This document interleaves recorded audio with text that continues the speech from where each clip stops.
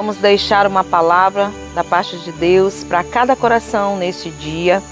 E eu tenho certeza que essa palavra ela vai entrar no teu coração, que ela vai gerar paz, alegria, fortalecimento para você e que você também, em algum momento, essa palavra vai falar com você, você vai se enxergar dentro desta palavra.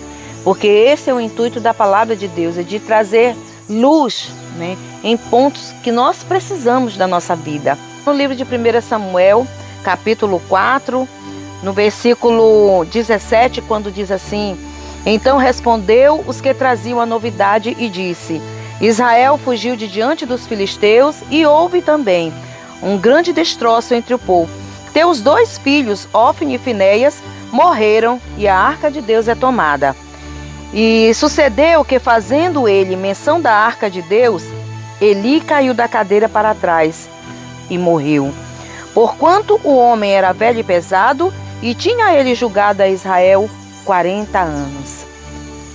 Eu tomei como tema desta pregação: a vida é mais que simplesmente uma reação, ela é uma ação.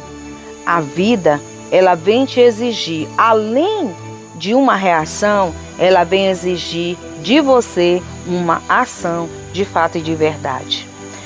Ofni e Finéias, os 2 filhos de Eli, profeta, né, do povo de Deus.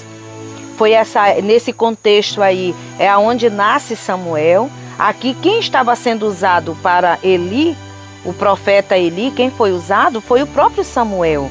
Ainda jovem, ele já foi usado por Deus para trazer a profecia para Eli. Os 2 filhos de Eli já trabalhavam no sacerdote no templo do Senhor, Ofni e Finéias. E o Senhor fala aqui na sua palavra a respeito de que Finéias seria casado, né? E a esposa dele estaria grávida nesse momento onde ele morre. O objeto aí dessa situação era a arca de Deus.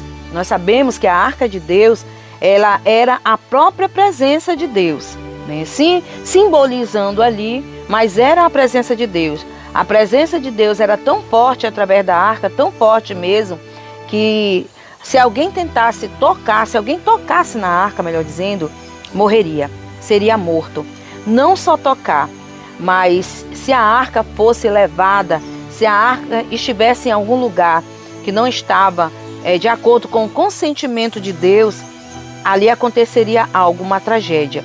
E é dentro desse contexto que essa história acontece, a morte dos 2 filhos de Eli.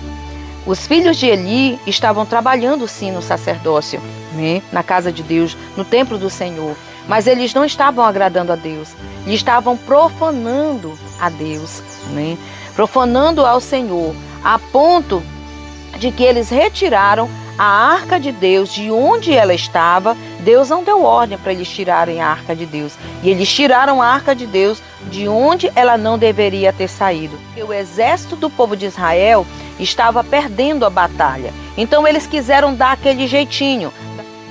Com essa atitude, amados, deles tirarem a arca de Deus de onde ela deveria não ter saído, eles não podiam nem entrar dentro daquele tabernáculo, o local santíssimo.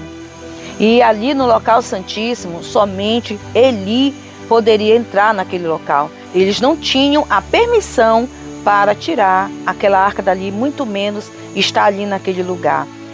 Então aquela arca, para aquele povo ali naquele momento, tornou-se uma idolatria, porque eles passaram a adorar a arca e não a Deus, colocar a arca no lugar de Deus. E a gente vê isso acontecendo na nossa vida a todo momento.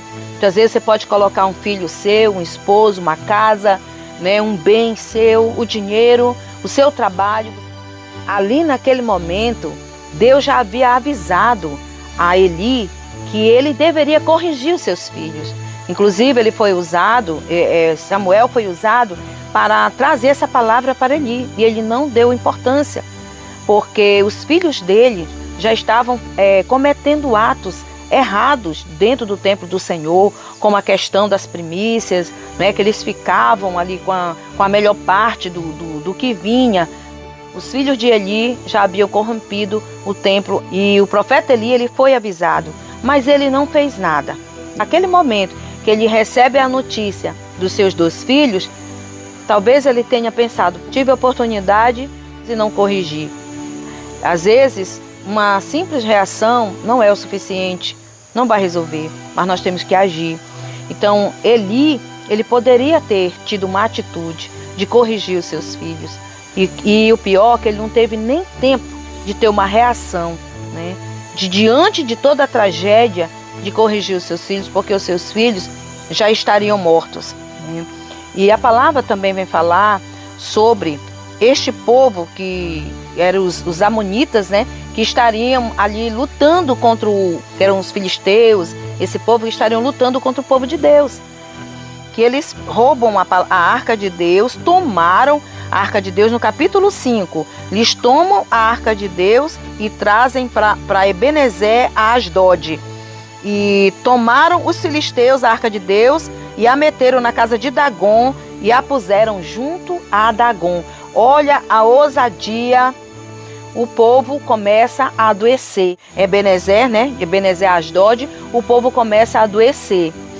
Ao invés deles se livrarem da arca de Deus, não, queridos.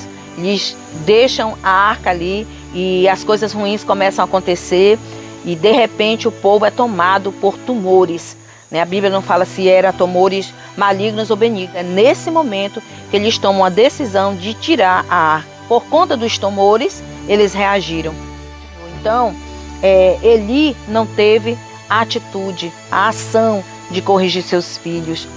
E os filisteus também só devolveram a arca de Deus, né, para o povo de Deus depois que eles foram acometidos de enfermidade. O que nós estamos esperando? Deixando acontecer de pior na vida da gente, ou quem sabe na sua casa, na sua família, no seu trabalho, na sua vida em particular. Em quais áreas da sua vida você tem esperado algo acontecer para você poder tomar uma atitude? Quer dizer, você vai reagir muitas vezes tardiamente, né? Então o Senhor diz na sua palavra que o bom é a gente ouvir a palavra de Deus, ouvir os seus mandamentos, mas melhor ainda é a gente ouvir e obedecer. E eu pergunto para você, você está disposto a dar ouvidos à voz de Deus?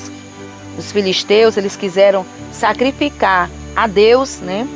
E por Deus, os filisteus quiseram fazer, eles reagiram, eles tiveram uma reação.